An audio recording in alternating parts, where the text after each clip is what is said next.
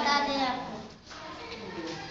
इसको मुरब्बा कहते हैं और इसको भी मुरब्बा कहते हैं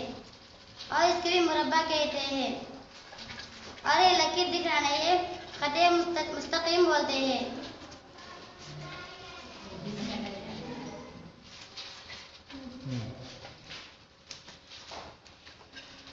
और ये क्या है? झूला। और इसको मुस्ततील बोलते हैं। और ये मुसल्लस की शक्ल होती है और इधर ये मुसल्लस की शक्ल होती है और ये जो दिख रहा है धागा इसकी शक्ल में ही मुस्ततील होता है और ये मुस्तकीम कहते हैं इसको। और इसके दो लकीर के दरमियान जाविया बनता है और इधर दोनों के दरमियान जाविया बनता है।